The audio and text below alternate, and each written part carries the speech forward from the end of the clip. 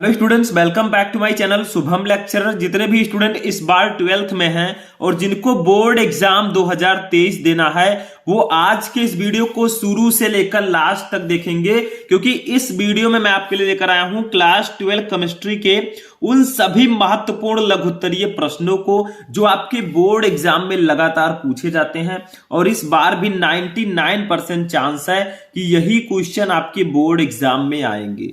देखिए, जितने भी स्टूडेंट 2023 बोर्ड एग्जाम देने वाले हैं, बोर्ड एग्जाम बहुत ज्यादा नजदीक आ चुका है। ठीक है, ऐसे में अब आपको स्मार्ट तरीके से तैयारी करना होगा, यानी कि चैप्टर वाइज सभी क्वेश्चन आंसर को पढ़ना होगा। तो आज के इस वीडियो में हम 12th केमिस्ट्री के महत्वपूर्ण लघुत्तरीय प्रश्नों को आंसर के साथ पढ़ेंगे। देखिए, मैंने आपको बहुविकल्पीय प्रश्नों का आंसर बताया, अति लघुत्तरीय प्रश्नों का आंसर बताया, लेकिन अब हम लघुत्तरीय प्रश्नों को भी आंसर के साथ पढ़ेंगे। और आज बारी है 12th केमिस्ट्री के चैप्टर 5 की, जिसका नाम है पृष्ठ रसायन। इसको हम इंग्लिश में बोलते हैं सरफेस केमिस्ट्री। ठीक है, ये एक ऐसा चैप्टर है जिससे सबसे ज्यादा लघुत्तरीय प्रश्न आपके बोर्ड एग्जाम में आते हैं। ठीक है, लघुत्तरीय प्रश्न इस चैप्टर से आने के चांसेस 99% हैं, क्योंकि इस चैप्टर से विस्तृत उत्तरीय प्रश्न नहीं पूछे जाते। ठीक है, तो चलिए आज का ये इंटरेस्टिंग वीडियो स्टार्ट करते हैं। वीडियो स्टार्ट करने से पहले इस वीडियो को लाइक कर दीजिएगा, चैनल पर नए चैनल को भी सब्सक्राइब कर लीजिएगा। टोटल इस चैप्टर से 3 लघुत्तरीय प्रश्न इंपॉर्टेंट हैं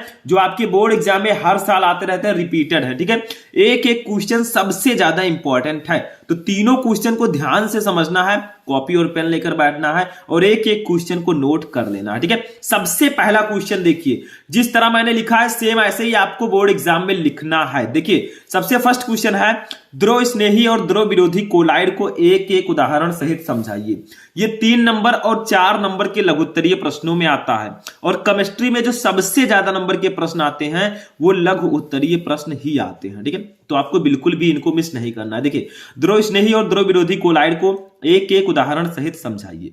तो द्रव स्नेही कोलाइड क्या होता है? नाम से स्पष्ट है, द्रव स्नेही, जो द्रव से स्नेह करता हो, यानी कि द्रव से प्रेम करता हो। ठीक है, वो द्रव स्नेही होगा। दूसरा है द्रव विरोधी, जो द्रव का विरोधी हो, यानी कि जो द्रव से विरोध करता है। ठीक है, प्रेम नहीं करता, तो वो द्रव विरोधी होगा। ठीक है, नाम से थोड़ा बहुत आइडिया आपको मिल जाएगा, जिससे अभी हमें डेफिनेशन में थोड़ा हेल्प मिलेगा। ठीक है, तो सबसे पहले जानते हैं द्रव स्नेही कोलाइड क्या होते हैं। तो देखिए, वे कोलाइड पदार्थ जो विलायक के संपर्क में आकर, विलायक का मतलब क्या? जैसे जल या द्रव, कोई भी द्रव हो, विलायक। ठीक है, तो वे कोलाइडी पदार्थ जो विलायक के संपर्क में आकर तुरंत कोलाइडी कणों में विभाजित होकर कोलाइडी विलयन बनाते हैं, द्रव स्नेही कोलाइड कहलाते हैं। यानी कि द्रव स्नेही कोलाइड जैसे ही विलायक के संपर्क में आते हैं वे तुरंत ही कोलाइडी कणों में विभाजित होकर कोलाइडी विलयन बना लेते हैं। ये द्रव स्नेही कोलाइड होंगे। क्यों? क्योंकि ये द्रव से स्नेह करते हैं। जैसे ही वे विलायक को देखते हैं, ठीक है, वे तुरंत कोलाइडी कणों में विभाजित हो जाते हैं और कोलाइडी विलयन बना लेते हैं। ठीक है, क्योंकि उनसे प्रेम है।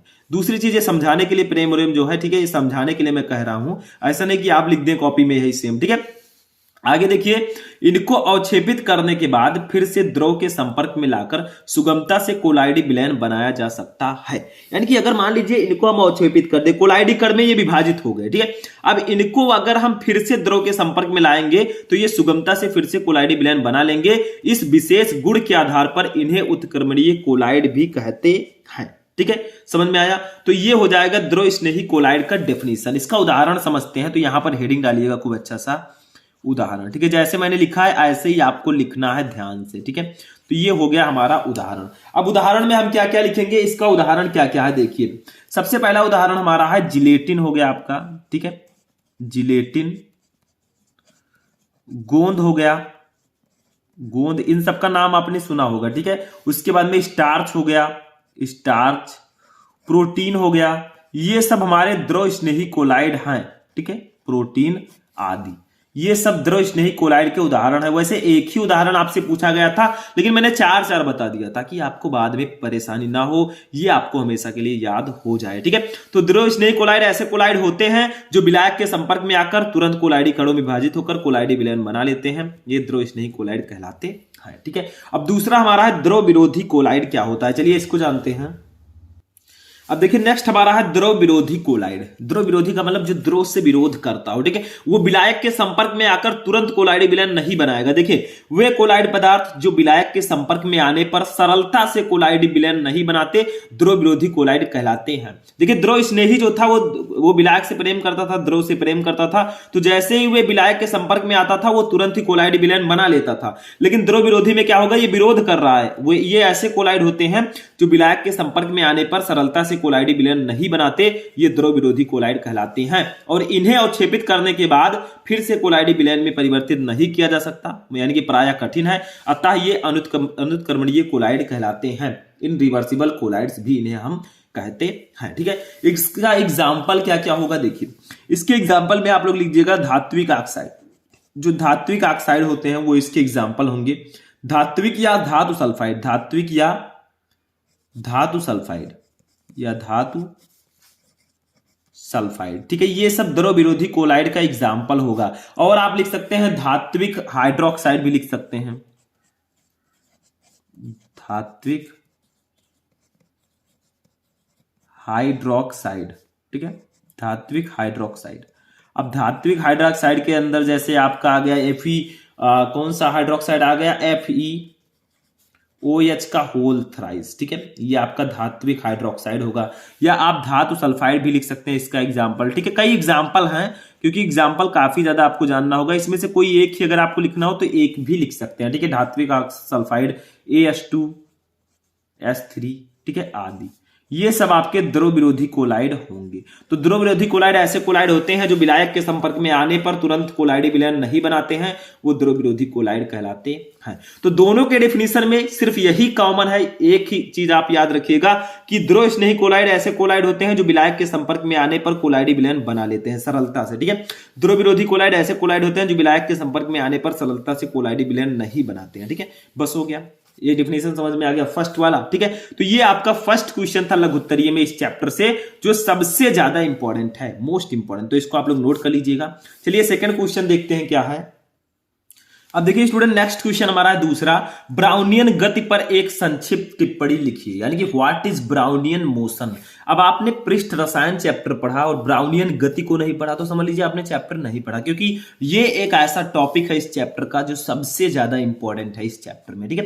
देखिए ब्राउनियन गति क्या होता है, व्हाट इज ब्राउनियन मोशन। तो देखिए सिंपल सा ब्राउनी गति क्या होती है, इसका डेफिनेशन इतना ही है, इतना समझ लीजिए, बाकी आप लिख देंगे, ठीक है। देखिए कोलाइडी सॉल में कोलाइडी कणों की लगातार टेढ़ी मेढ़ी गति को ब्राउनियन गति कहते हैं, ठीक है। यानी कि कोलाइडी सॉल में कोलाइडी कणों की लगातार टेढ़ी मेढ़ी गति को हम ब्राउनियन गति कहते हैं।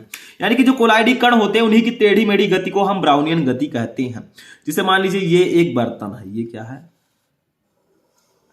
ये एक बर्तन है, ठीक है। अब इसमें बहुत सारे क्या है, इसमें ये आपका कोलाइडी सॉल है, ठीक है। ये आपका क्या है, देखिए ये आपका कोलाइडी सॉल है, इसको हम लोग बोलेंगे, इधर साइड में लिख लीजिएगा कोलाइडी सॉल, कोलाइडी सॉल, ठीक है, इसको बोलेंगे। अब इस कोलाइडी सॉल में बहुत सारे कोलाइड के कण होंगे, यहां पर देखिए ये आपका कण हो गया, इसके अंदर भी है, ठीक है। ऐसे इसमें बहुत सारे कोलाइडी कण होंगे, देखिए कुछ इस प्रकार से, ठीक है। तो कोलाइडी सॉल में कोलाइडी कणों की लगातार टेढ़ी मेढ़ी गति, जो इनकी गति है, जो इसमें कोलाइडी कण है वो कुछ इस प्रकार से टेढ़ी मेढ़ी गति करेंगे, देखिए, ठीक है, ऐसे ये गति कर रहे हैं, तो इन्हीं को हम लोग बोलेंगे ब्राउनियन गति, ठीक है। ये कौन से कण हैं, ये आपके हैं, इनको हम लोग बोलेंगे कोलाइडी कण, कोलाइडी कण, ठीक है। तो देखिए सिंपल सा है, कोलाइडी सॉल में कोलाइडी कणों की, देखिए ये एक बर्तन है, इसमें कोलाइडी सॉल रखा हुआ है, इसमें बहुत सारे कोलाइडी कण है, तो इसमें जो कोलाइडी कण है इन्हीं की टेढ़ी मेढ़ी गति को हम ब्राउनियन गति कहते हैं, ठीक है। तो कोलाइडी सॉल में कोलाइडी कणों की लगातार टेढ़ी मेढ़ी गति को ब्राउनियन गति के नाम से जाना जाता है, ठीक है। सिंपल सा, इसमें कुछ नहीं है। आगे कुछ इससे रिलेटेड चीजें आपको लिखनी है, क्योंकि ये लघु उत्तरीय प्रश्न है, इसमें छोटा सा 2-3 लाइन का लिखने से काम नहीं चलने वाला, ठीक है, थोड़ा और भी इसके बारे में लिखना होगा। तो देखिए ब्राउनियन गति कोलाइडी कणों के आकार और सॉल की श्यानता पर निर्भर करती है, यानी कि जो इसमें कोलाइडी सॉल में कोलाइडी कण है इसके आकार पर भी ब्राउनियन गति निर्भर करती है। कोलाइडी कणों का आकार जितना छोटा और श्यानता जितनी कम होगी, ब्राउनियन गति उतनी ही तीव्र होगी। देखिए कोलाइडी कण जो इसमें है, जितने छोटे छोटे कण होंगे, ठीक है, उतनी ही तीव्र इसमें ब्राउनियन गति होगी। क्योंकि देखिए जैसे मान लीजिए कोई मोटा आदमी है, ठीक है, और कोई पतला आदमी है, तो जो मोटा आदमी है और पतला आदमी है, दोनों को अगर एक साथ दौड़ा दिया जाए तो पतले आदमी को क्या है, वो बहुत तेजी के साथ दौड़ेगा। क्यों? क्योंकि उसमें गति है, ठीक है। ऐसे ही इसमें भी होता है, जो मोटे मोटे कण हैं, यानी कि जो ज्यादा मोटे कण हैं, वो बहुत, अगर उनका आकार ज्यादा बड़ा होगा तो ब्राउनियन गति उतनी ही कम होगी, ठीक है, और जितना छोटा आकार होगा ब्राउनियन गति उतनी ही ज्यादा होगी। तो ब्राउनियन गति कोलाइडी कणों के आकार और सौर की श्यानता पर निर्भर करती है। कोलाइडी कणों का आकार जितना छोटा होगा, यानी कि जितने छोटे छोटे कण होंगे उसकी ब्राउनियन गति उतनी ही ज्यादा होगी, और जितने बड़े बड़े कण होंगे उतनी ही कम होगी ब्राउनियन गति, ठीक है। क्योंकि ज्यादा मोटा हो जाएगा तो क्या होगा, उसको दौड़ने में परेशानी होगी, चलने में परेशानी होगी, ठीक है, उसके अंदर मोशन नहीं रह जाएगा। आगे देखिए, यह कोलाइड की प्रकृति पर निर्भर नहीं करती, यानी कि कोलाइड कैसा है उसके नेचर पर यह निर्भर नहीं करती है। कोलाइडी कणों पर गति करते हुए परिक्षेपण माध्यम के अणुओं के असमान प्रहारों के कारण ब्राउनियन गति उत्पन्न होती है। यानी कि कोलाइडी कण पर गति करते हुए परिक्षेपण माध्यम में जो भी अणु है, ठीक है, उनके असमान प्रहारों के कारण जो है ब्राउनियन मोशन उत्पन्न होती है, ठीक है। अब बहुत सारे लोग पूछेंगे, अगर मान लीजिए क्वेश्चन आ जाए कि ब्राउनियन गति किन किन बातों पर निर्भर करता है, यानी कि ब्राउनियन गति को प्रभावित करने वाले कारक कौन कौन से, तो देखिए ताप है, ताप में अगर वृद्धि करेंगे, ठीक है, अणुओं की संख्या है, इस पर भी निर्भर करता है। कम अणु आकार है, अणुओं का आकार कम हो, इस पर भी निर्भर करता है। और कम श्यानता, यानी कि 2-4 चीजों पर निर्भर करता है, एक टेम्परेचर पर, एक अणुओं की संख्या पर, एक जो अणु होते हैं उनकी आकार पर, और एक उनकी श्यानता पर, ठीक है। इन सब पर वो डिपेंड करता है। अगर क्वेश्चन आता है तो आप लिख सकते हैं, ठीक है। सेकंड क्वेश्चन भी समझ में आ गया कि what is Brownian motion, Brownian गति क्या होता है। तो कोलाइडी सॉल में कोलाइडी कणों की लगातार टेढ़ी मेढ़ी गति को ब्राउनियन गति के नाम से जाना जाता है। बस सिंपल सा है, नोट कर लीजिए इसको भी। तब हम देखते हैं नेक्स्ट क्वेश्चन, ठीक है। जो हमारा थर्ड लघु उत्तरीय प्रश्न है वो भी बहुत ज्यादा इंपॉर्टेंट है, चलिए उसको देखते हैं। अब देखिए जो हमारा तीसरा क्वेश्चन है ये सबसे ज्यादा इंपॉर्टेंट है, आपकी एनसीईआरटी बुक में भी ये क्वेश्चन है कि भौतिक अधिशोषण एवं रासायनिक अधिशोषण, रासायनिक अधिशोषण को हम रसो अवशोषण भी कहते हैं। देखिए चाहे रसो अवशोषण आ जाए चाहे रासायनिक अधिशोषण आ जाए, ठीक है, में क्या अंतर है, यानी कि what is difference between physical absorption and chemical absorption. तो देखिए भौतिक अधिशोषण एवं रासायनिक अधिशोषण में क्या अंतर है, दोनों में डिफरेंस बताना है। तो देखिए एक साइड में मैंने लिखा है भौतिक अधिशोषण, एक साइड में लिखा है रासायनिक अधिशोषण। देखिए अभी तो क्वेश्चन ऐसे आया कि इसमें अंतर क्या है। कुछ क्वेश्चन ऐसे भी आते हैं कि भौतिक अधिशोषण तथा रासायनिक अधिशोषण में कोई 4 अंतर लिखिए, कोई 3 अंतर लिखिए, तो मैं तो आपको 6 अंतर बता दूंगा, ठीक है। अब आप इसमें से जो आपको याद रहेगा उतना लिख दीजिएगा। देखिए भौतिक अधिशोषण इधर है, रासायनिक अधिशोषण इधर है। देखिए क्या इनमें समानता है, क्या असमानता है, क्या डिफरेंस है, क्या अंतर है, ठीक है। देखिए फर्स्ट है यह वान डर वाल्स बलों के कारण होता है, ठीक है। जो भौतिक अधिशोषण होता है ये वान डर वाल्स बलों के कारण होता है, ठीक है। इसमें क्या होता है, रासायनिक अधिशोषण में नाम से स्पष्ट है, यह रासायनिक बंध बनने के कारण होता है, ठीक है। तो रासायनिक अधिशोषण जो होगा ये रासायनिक बंध बनने के कारण होगा। तो दोनों में जो पहला डेफिनेशन है, पहला जो डिफरेंस है, भौतिक अधिशोषण वान डर वाल्स बलों के कारण होता है और रासायनिक अधिशोषण रासायनिक बॉन्ड, जो केमिकल बॉन्ड्स होते हैं, रासायनिक बंध बनने के कारण होती है। दूसरा देखिए यह प्रकृति में उत्क्रमणीय है, यानी कि जो भौतिक अधिशोषण है ये रिवर्सिबल है, ये उत्क्रमणीय है, ठीक है। दूसरा क्या है, ये दूसरे जो रासायनिक अधिशोषण है ये अनुत्क्रमणीय है, यानी कि ये इनरिवर्सिबल है, ठीक है। दोनों समझ में आया, ये दूसरा अंतर है। बहुत ही सिंपल से डिफरेंस है, इनको आप याद रखिएगा। तीसरा देखिए ये प्रकृति में विशिष्ट नहीं है, यानी कि जो भौतिक अधिशोषण है इसका कोई बहुत ज्यादा अस्तित्व नहीं है, ये प्रकृति में जो है विशिष्ट नहीं है। तीसरा क्या है, इसमें क्या है, तीसरा रासायनिक अधिशोषण में ये प्रकृति में अति विशिष्ट होता है, यानी कि ये प्रकृति में बहुत ज्यादा विशिष्ट है, ठीक है, यानी कि अति विशिष्ट का मतलब ज्यादा विशिष्ट। चौथा डिफरेंस देखिए जो भौतिक अधिशोषण है ये गैस की प्रकृति पर निर्भर करता है। अधिक सरलता से द्रवणीय गैसें सहजता से अधिशोषित हो जाती हैं, यानी कि जो अधिक सरलता से द्रवणीय गैसें हैं वो ज्यादा जल्दी अधिशोषित हो जाएंगी। इसमें क्या है, यह भी गैस की प्रकृति पर निर्भर करता है। जो रासायनिक अधिशोषण है ये भी गैस की प्रकृति पर निर्भर करता है। वे गैसें जो अधिशोषक से क्रिया करती हैं रसो अवशोषण दर्शाती हैं, ठीक है।